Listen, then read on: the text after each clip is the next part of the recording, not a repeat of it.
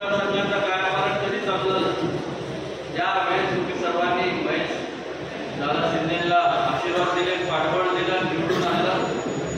कारण त्या भागातलाच जो किडनीपत्र असतो त्यालाच या भागातल्या लोकांना यावेळेस कारण नसताना म्हणण्यापेक्षा या अपेक्षेने आपण त्यावेळेस तुम्ही सर्वांनी त्यांना निवडून दिलं. जे आपले प्रतिस्पर्धी उमेदवार आहेत यावेळेस आपण त्यांना आशीर्वाद दिला. त्या 10 वर्षाच्या कालावधीमध्ये म्हणजे एकदम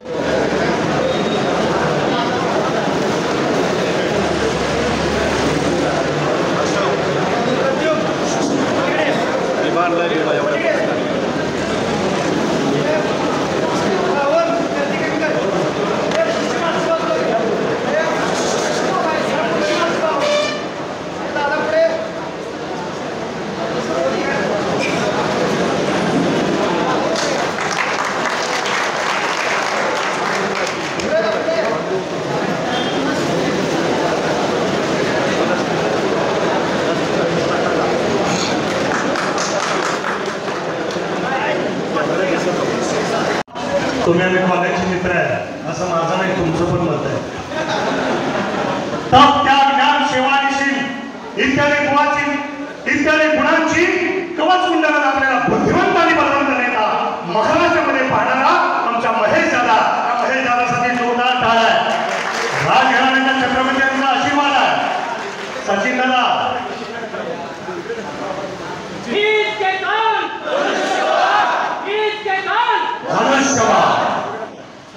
दिवशी जो काय प्रकार झाला तो फेक नेरेटिव्ह होता, ती चर्चा झाली. हे झालं काही जणांनी मी सोशल मीडियाच्या माध्यमातून माझा प्रवेश होणारा इकडे असं तसं भरपूर काही केलं. त्यानंतर महाराज साहेबांचा मला फोन आला, आमदार साहेबांनी मी फोन केला म्हणजे तसं काही नाही आहे.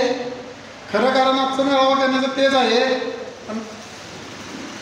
एक आज बाईट घेतली की परत उद्या दुसऱ्या दिवशी म्हणणार दुसरा सेकंड पार्ट आहे हे आहे त्यामध्ये आपल्याला तसल्या काही भानगडीत पडायचं नाही.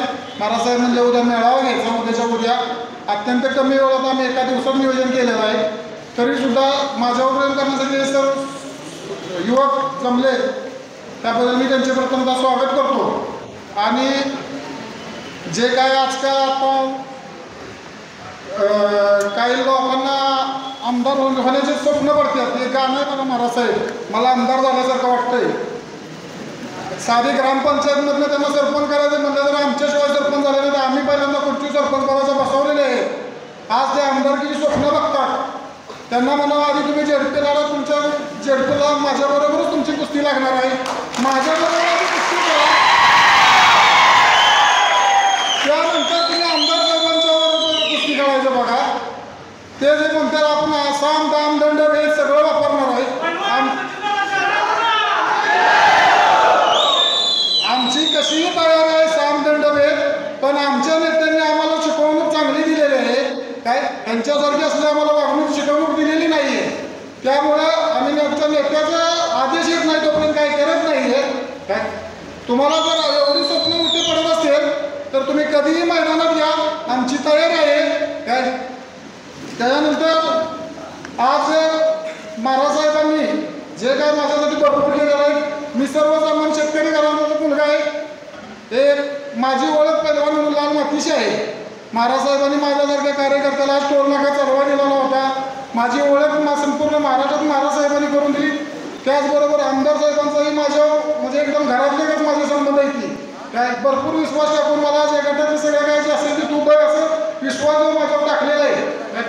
साहेब तुम्ही कधीही सांगा काही तुम्ही तुमच्यासाठी आमच्या नागपूर गटातून प्रचंड बहुमताने जे आज नेगेटिव्ह करतात आम्ही 70% गावातून मतदान देणार 80%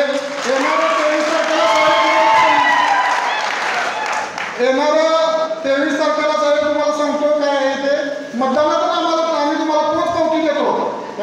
लोकसभेला सुद्धा असेच बोलत होते त्या गुलाल आमचा हे आमचा ते आमचा आम्हाला व्हिडिओ कॉल करून दाखवत होते 70,000 लीड 80,000 लीड. तेच लोकांनी परत महाराज साहेब वड्याने गेले कॅनलमध्ये आंघोळा करून घरी गेले काय आणि परत तीच माणसं ती स्वतः गुलाला परत जलमंदिरला आमच्यासमोर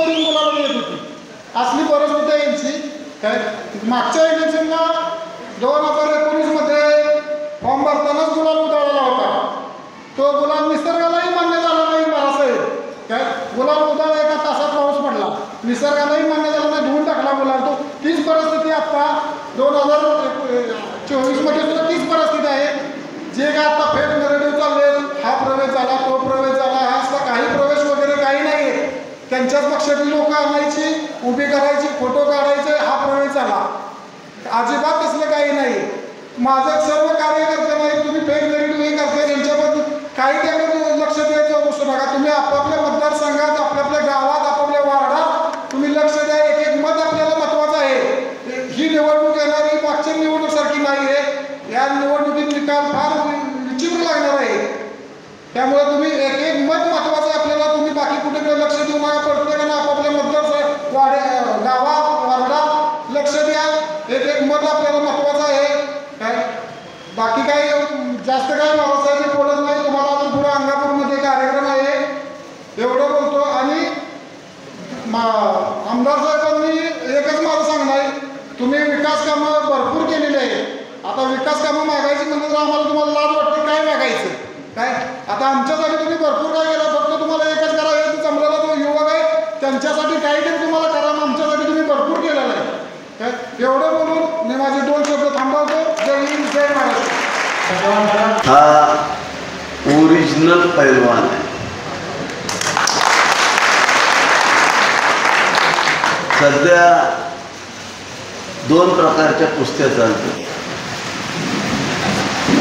एक कुस्ती सोशल मीडियातली असते.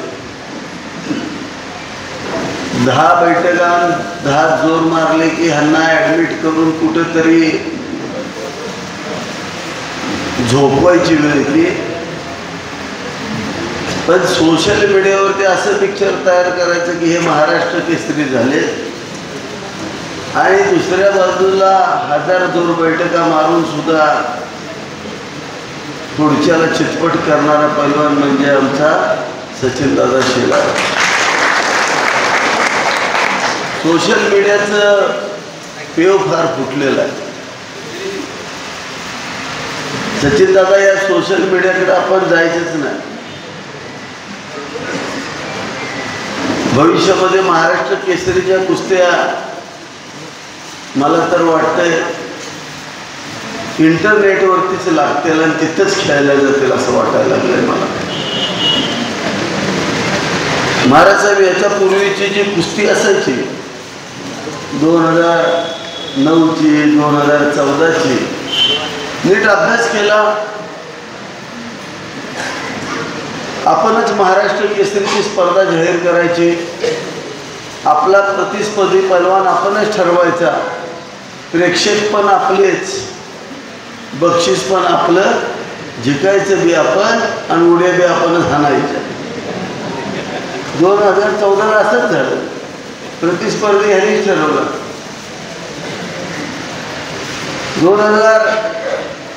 2009ला पण असंच झालं. म्हणजे अशा पद्धतीच्या कुस्त्या खेळायच्या आणि स्वतःला पहलवान समजायचं असा सचिनदादा नाही. जे बोलतो तसं वागतो. स्वच्छ आणि चांगल्या मनाचा हा आमचा युवा कार्यकर्ता, युवा नेता आहे. त्यामुळे सोशल मीडियातनं काय बाहेर पडलं त्याला फार किंमत द्यायची नाही. मागचे 2-2.5 महिने एकतर्फी कार्यक्रम चाललाय. स्वतःच्याच कार्यकर्त्याला घ्यायचं, त्याच्या गायात फड्या टाकायचा आणि प्रवेश झाला म्हणून जाहीर करायचं. तो कधी आमच्यात नव्हता हे आम्हाला माहीत नसतं. कधी कधी असं होतं, आम्हालाच आश्चर्य वाटतं की हा आपल्याकडे कधी होता आणि तिकडं कधी गेला. गावच्या प्रमुखाला विचारल्यानंतर गावचे प्रमुख सांगतात, अरे हा आपला नव्हता साहेब, हा तर त्यांचाच होता. म्हणजे नेता किती बोंगाडा असू शकतो की त्याला स्वतःचा कार्यकर्तासुद्धा माहीत नसतो. एवढा हुशार नेता आपण या कोरेगाव मतदारसंघामध्ये पाहतोय. आज विधानसभेच्या निवडणूक लागलेली आहे. या निवडणुकीदरम्यान आपल्या तरुणांना काही लोक उचकवायचा प्रयत्न करत आहेत, त्रास द्यायचा प्रयत्न करत आहेत. पण मी सगळ्या तरुणांना आव्हान करतो, आपण डॉक्टर बाबासाहेब आंबेडकरांची लोकशाही मानणारे कार्यकर्ते आहोत. आपण आपली पार्टी शांतताप्रिय आहे. आपण कधीच आजपर्यंत कुठेही स्वतःहून भांडण केलेलं नाही आहे आणि आपण करणार पण नाही. परंतु सातत्यानं गेली 15 दिवस झालं आपल्या प्रमुख कार्यकर्त्यांना या ठिकाणी धमक्या येतात, दम दिले जातात. मुंबईमध्ये एका युवा कार्यकर्त्यांनी फार मोठ्या प्रमाणावरती मेळावा घेतला होता. महाराजसाहेब मांजरवाडीचा आमचा तरुण, त्यांनी 1,500 ते 2,000 लोकांचा, या भागातला गायकवाड म्हणून आमचा तरुण आहे, त्यांनी मेळावा घेतला होता. आणि कळंबोलीच्या शिवसेनेचा आमचा प्रमुख आहे फडतरे म्हणून रणसिंगवाडीचा, आणि तिथल्या सगळ्या कळंबोलीतल्या मुलांनी मेळावा घेतला. प्रचंड मोठा मेळावा झाला, लोक खुश झाले. दुसऱ्या दिवशी सकाळी यांनी जावळीतली पोरं पाठवून आमच्या मांजरवाडीच्या पोराचा हात तोडला आणि फडतरवाडीच्या मुलाच्या पायावरती वार केले. हे दोघेही बसलेले असताना हे कृत्य केलं. 100% पोलीस तपास करतील. इलेक्शन नंतर सगळ्या गोष्टी घडणार आहेत. परंतु दडपशाही यांची चाललेली आहे, लोकशाही यांना जमत नाही आहे. आपण यांच्याकडे लक्ष द्यायचं आहे. आपल्याला एकच सूत्र माहिती आहे, भूमिपुत्राचं सूत्र. मी मागच्या पण सभेत सांगितलं होतं, अरे शेत आपलं आहे, या शेताला मशागत आपण केलेली आहे, या शेतामध्ये पेरलंय आपण, पीक आलंय आपलं. परंतु कोणीतरी एखादा बांधाव एखादा रेडा सोडतो, तसा हा भर पिकात सुटलेला रेडा आहे, लक्षात घ्या. लय ताणला तर आपल्याच पिकाचं नुकसान होणार आहे. त्यामुळे शांततेनं आपल्याला मतदान रूपी व्यसन घालून ह्याला पाठदिशी बांधावरती खुटीला चौराडी मारून बांधून ठेवायचे, लक्षात ठेवा. सचिन दादा, तुझं आणि आमचं घरचं नातं आहे, त्याला अजून एक जोड आहे, महाराज साहेबांच्या हृदयाचा तू आहेस. त्यामुळं तुझ्याबद्दल आम्हाला शंका घ्यायची कारणच नाही.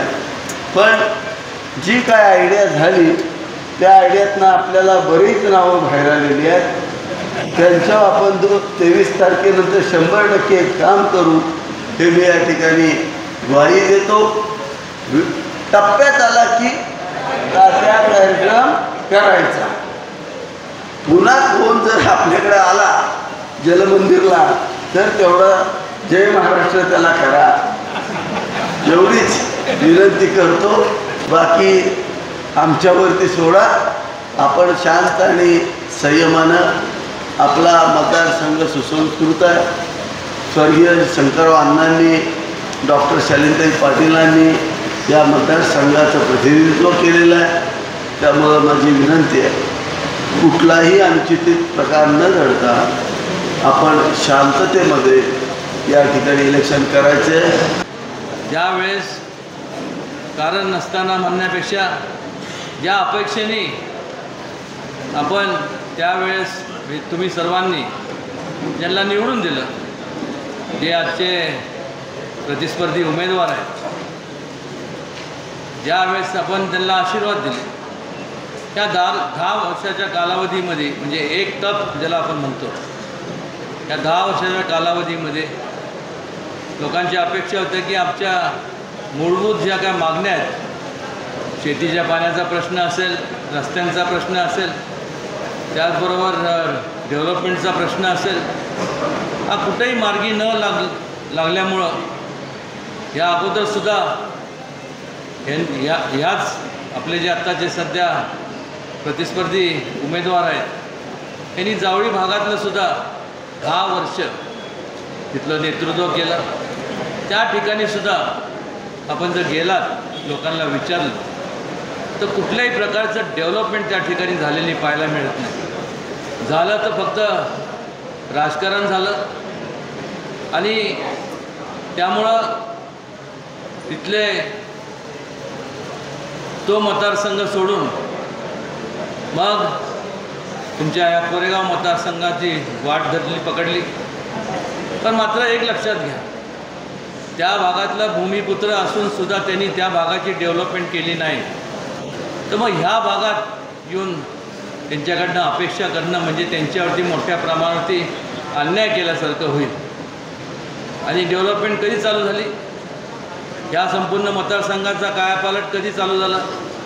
ज्या वेळेस तुम्ही सर्वांनी महेश दादा शिंदेंना आशीर्वाद दिले, पाठबळ दिलं, निवडून आणलं. कारण ह्या भागातलाच जो भूमिपुत्र असतो त्यालाच ह्या भागातल्या लोकांच्या अडचणी समजू शकतो. आणि त्यामुळंच मोठ्या प्रमाणात खेडोपाडी कुठलंही गाव तुम्ही गावात गेला असं कुठलंही गाव शिल्लक नाही जिथं महेशदादांच्या माध्यमातून कुठलंही विकासाचं काम झालं नाही असं नाही. आणि एका बाजूला सकारात्मक विचार घेऊन, लोकांना बरोबर घेऊन, लोकांच्या अडीअडचणी समजून त्याच्यावरती तोडगा काढणारा एक आपला महेशदादा आहे. आणि दुसऱ्या बाजूला जे 10 वर्ष तुम्हाला तुमच्या लोकांकडे त्यांनी दुर्लक्ष केलं किंवा तुम्हाला समजून घेतलं नाही, केवळ ह्या संपूर्ण कोरेगाव मतदारसंघात फक्त केलं तर काय राजकारण केलं. पण मूलभूत जो फरक आहे महेशदादा आणि त्यांच्यामध्ये तो हा आहे की महेश शिंदेंचं मूळ पाय आहे तो राजकारण नाही आहे, तो समाजकारण. आणि ज्याचा सामाजिक पाया असतो तो समाजाची सेवा करत असतो. आणि हे त्यांच्या कार्यातनं ह्या 5 वर्षाच्या कालावधीमध्ये त्यांनी दाखवून दिलं आहे. मला खात्री आहे की मग कधी असं वाटतं की समजा त्यावेळेस जर महेशदादांना 10 वर्ष आणि ही जर 3री टर्म असती महेशदादांची तर मला नाही वाटत या संपूर्ण कोरेगाव तालुक्यात कुठलंही काम शिल्लक त्यांनी ठेवलं असतं. येत असताना त्यांनी मला दाखवलं या ठिकाणी मोठं एक अद्ययावत ऑडिटोरियम त्या ठिकाणी बांधण्यात येणार आहे. एक वर्ल्ड क्लास जागतिक लेवलचा इंडोर स्विमिंग पूल त्यांनी करून मोठ्या प्रमाणावरती जे स्पोर्ट्समध्ये जो स्पोर्ट्सची आवड आहे ते खेळाडू आहेत या ठिकाणी जास्तीत जास्त त्यांना वाव मिळाला पाहिजे. आणि एवढी दूरदृष्टी असणारा व्यक्ती जो तुमच्या सर्वांच्या हृदयात आहे त्याच्या पाठीशी आपण राहणार आहोत का फक्त दिशाभूल करणाऱ्यांची आपण मागं जाणार आहोत? निवडणुका दर 5 वर्षानंतर अटळ असतात. निवडणुकीच्या काळामध्ये जो काम करत असतो तो आपल्या कामाच्याबद्दल बोलत असतो की मी हे केलं ते केलं, हा प्रश्न मार्गी लावला, तो प्रश्न मार्गी लावला. पण 5 वर्षाच्या कालावधीमध्ये महेश शिंदेंना जे जमलं पण 10 वर्षाच्या कालावधीचा जो कालावधी ज्यांना तुम्ही आपण दिला तर त्यांनी अजूनही मला जे आठवतं आहे त्यांच्या कुठल्याही भाषणामध्ये कुठल्याही प्रकारचा कशाचाही उल्लेख केला नाही की माझ्या हातून हे विकास कामं झाले, ते विकास कामं झाले. आणि ज्यावेळेस कुठलंही विकास काम आपल्या हातून होत नाही त्यावेळेस मग लोकांसमोर जात असताना कारण असताना गैरसमज पसरवायचे, धमकवायचं लोकांना. त्याचबरोबर एक प्रकारचं दहशत निर्माण करायची, त्याचबरोबर पायात पाय अडकवायचे, भांडणं लावायचे. किती दिवस आपण लोक सहन करणार आहोत? आज आपण जर पाहिलं तर 21व्या शतकात आपण आहोत. 21व्या शतकामध्ये आपण वाटचाल ऑलरेडी केलेली आहे. आणि वाटचाल करत असताना जग एवढ्या वेगाने पुढं चाललं आहे, दर दिवसाला वेगवेगळ्या प्रकारचे जगामध्ये प्रत्येक ठिकाणी डेव्हलपमेंट चालू आहे. पूर्वी ठीक होतं कारण त्यावेळेस आपल्याला सोशल मीडिया नव्हता, तुमचं केबल नव्हतं, हे नव्हतं. त्या काळात ब्लॅक अँड व्हाईट TV असायचा. आणि त्यामुळं ज्यांना आपण निवडून द्यायचं त्यांना ते जे सांगतील की आम्ही ते केलं इकडं इथं आल्यानंतर त्या भागातल्या काही जरी केलं नसलं तर तिथं आम्ही हे केलं सांगायचं, आणि तिकडं गेलं की आम्ही ह्या भागात कुठेही काही संपूर्ण काम न झाल्यामुळं आज जो हा काँग्रेसचा बालेकिल्ला असणारा पश्चिम महाराष्ट्रात आज त्याची जर अवस्था आपण जर पाहिली तर आज कुठल्याही प्रकारचा बालेकिल्ला राहिला नाही. अनेक म्हणजे स्वातंत्र्य नंतरचा कालावधी जर आपण पाहिला तर या देशाने भरभरून एकतर्फे काँग्रेसला मतदान केलं, भरभरून आपण सर्वांनी मतदान केलं तर केलं, पाठीशी राहिलो. मला अजून आठवतं आहे, मी नुसतं माझं कॉलेजचं शिक्षण संपून ज्यावेळेस परतलो सातारला त्यावेळेस मला आश्चर्य वाटायचं, कुठलंही काम न करता भाषणं अशी करायचे की हा संपूर्ण काँग्रेसचा बालेकिल्ला आहे, आणि दगडाला जरी आम्ही शेंदूर फासला तरी लोक मतदान करून निवडून द्यायचे. एक प्रकारची मोठ्या प्रमाणावरती तुमच्या लोकांची चेष्टा केली. लोकांच्या अपेक्षा असतात लोकप्रतिनिधींकडनं, आमदार असू दे, खासदार असू दे, कुठल्याही स्थानिक स्वराज्य संस्थेतले असू दे, प्रत्येकाला वाटतं की आपण ज्यांना आपण निवडून दिले त्या पदावर बसवले त्यांच्या माध्यमातून विकास कामं झाली पाहिजे. असं न घडल्यामुळं आज संपूर्ण पश्चिम महाराष्ट्राचं संपूर्ण कायापालट झाला आहे. एक ठिकाणी आता हा संपूर्ण महायुतीचा हा पश्चिम महाराष्ट्र आपल्याला पाहायला मिळतो. ह्या महायुतीच्या माध्यमातून मग भारतीय जनता पक्ष असेल, एकनाथजी शिंदे साहेबांचा पक्ष असेल, अजितदादांचा असेल, RPI असेल, इतर सर्व मित्रपक्ष असतील, या सर्वांच्या मनात एकच फक्त विचार आहे, तो म्हणजे विकासाचा विचार. जास्तीत जास्त कसे विकास कामं मार्गी लावायचे, जास्तीत जास्त लोकांची त्याच्या माध्यमातून प्रगती कशी होईल.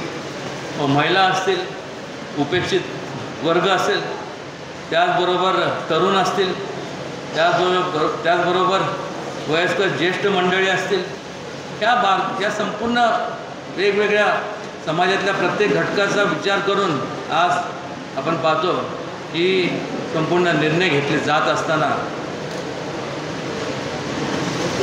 ठिकठिकाणी गेल्यानंतर आज कुठेही महाविकास आघाडीचं आपल्याला काहीच पाहायला मिळत नाही. आणि त्यामुळं महायुती ही पुन्हा एकदा सत्तेत येणार हे त्रिवार सत्य आहे, आणि आल्यानंतर मला खात्री आहे की पुन्हा एकदा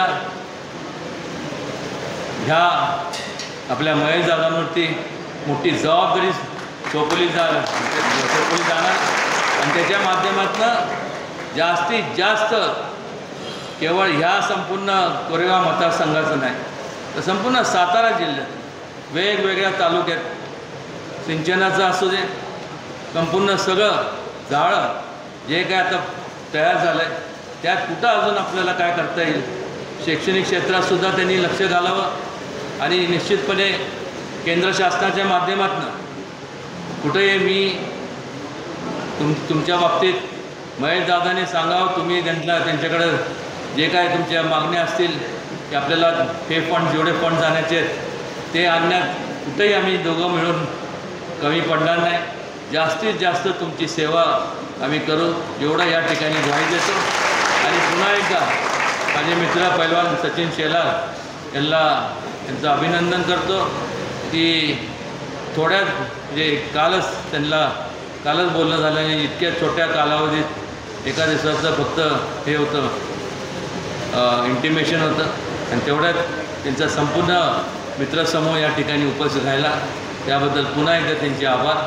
आणि भरपूर आपल्या सगळ्यांच्या शुभेच्छा, आपले आशीर्वाद, महेश दादांच्या पाठीशी आपण त्यांना आशीर्वाद द्या, मोठ्या मताधिक्याने निवडून आणा, आणि जास्तीत जास्त आपल्या अडचणी ज्या आहेत त्या लवकरात लवकर आपलं दूर करूया एवढंच या ठिकाणी सांगतो. आणि पुन्हा एकदा माझ्या वतीने आणि आपल्या सगळ्यांच्या वतीने इन ॲडव्हान्स भावी आमदार महेश दादा शिंदेंना शुभेच्छा देतो.